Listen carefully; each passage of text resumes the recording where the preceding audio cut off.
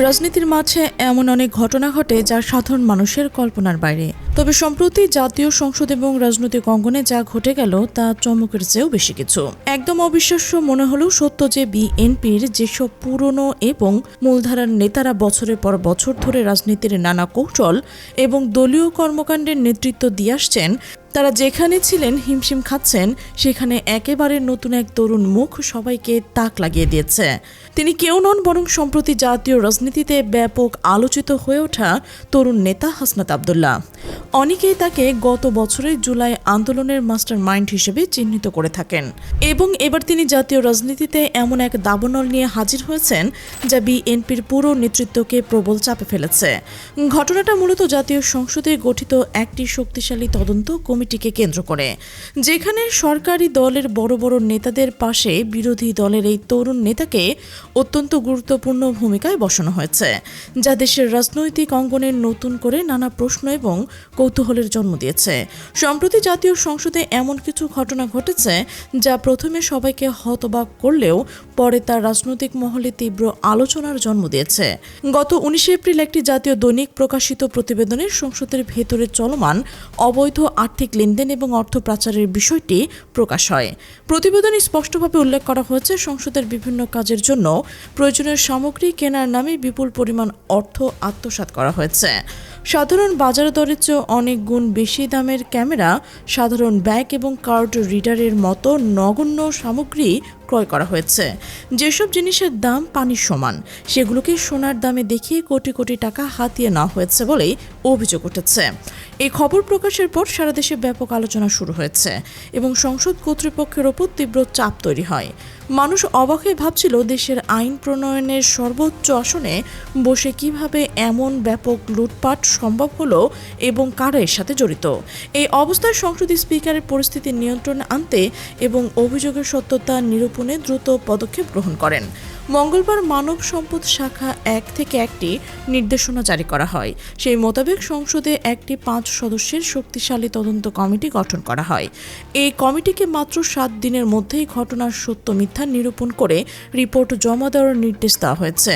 কিন্তু এই কমিটির গঠনের ক্ষেত্রে যে সিদ্ধান্ত নেওয়া হলো তাই হলো এই পুরো ঘটনার মূল চমক। এই তদন্ত কমিটির আহ্বায়ক বা প্রধান করা হয়েছে সরকারি দলের সিনিয়র নেতা ও হুইপ এবিএম আশরাফ উদ্দিন নিজামকে। এছাড়া কমিটির সদস্য হিসেবে রাখা হয়েছে লুৎফুল্লাহ হেল মাজেদ, মোহাম্মদ সাইফুল আলম এবং হুম্মাম কাদেরকে। এরা সবাই সরকারি দলের বিশ্বস্ত ও কাছের মানুষ। কিন্তু সবচেয়ে বড় চমক হলো, এই কমিটিতে অন্যতম সদস্য হিসেবে স্থান পেয়েছে বিরোধী দলের তরুণ ও জনপ্রিয় নেতা হাসনাত আব্দুল্লাহ।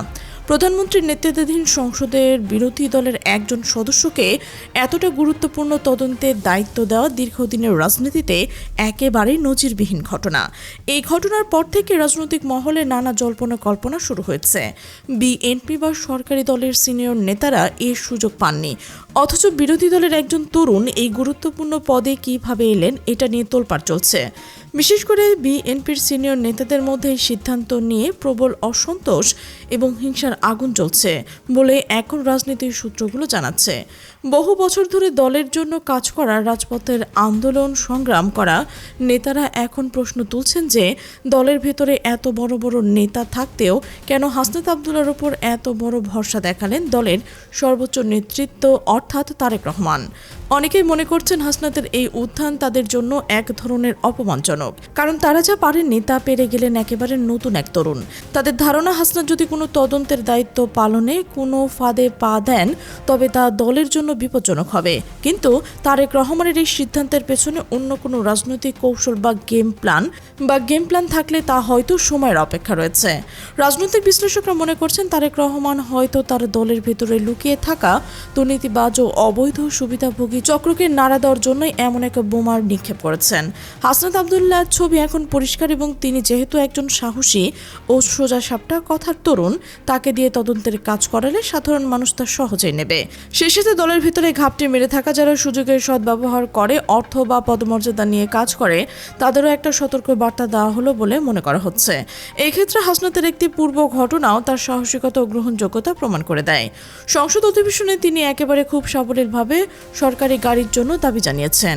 তিনি বলেছিলেন, গাড়ি তার আরামের জন্য নয় বরং নিজ এলাকায় মানুষের কাছে যাওয়া এবং তাদের সেবা করার জন্য প্রয়োজন।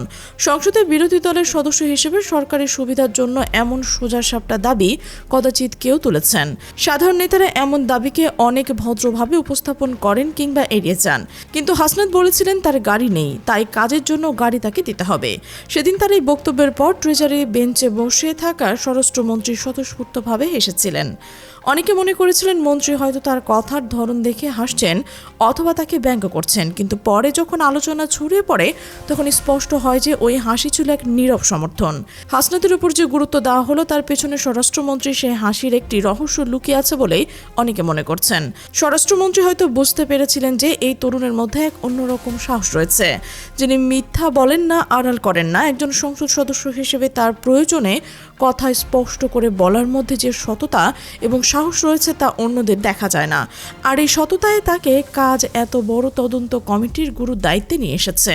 এই দায়িত্ব পালনের পর থেকেই তিনি ক্ষমতাসীন দলের নেতাদের কাছেও এক বিশেষ গুরুত্বপূর্ণ মানুষ হয়ে উঠেছেন, যা বিএনপির পুরনো নেতাদের জন্য হজম করা কঠিন হয়ে গেছে।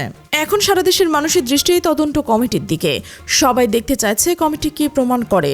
সংসদের ভেতরে চলমান এই দুর্নীতির হাট থেকে আসলে অপরাধীদের কি ধরা সম্ভব? হাসনাত আব্দুল্লাহ কি আসলেই সেই শক্তি ধারণ করবেন যা প্রভাবশালী চক্রের দৌরাত্ম্যকে প্রকাশ্যে নিয়ে আসতে পারবে? এই প্রশ্নের উত্তর এখন সময়ের অপেক্ষায়।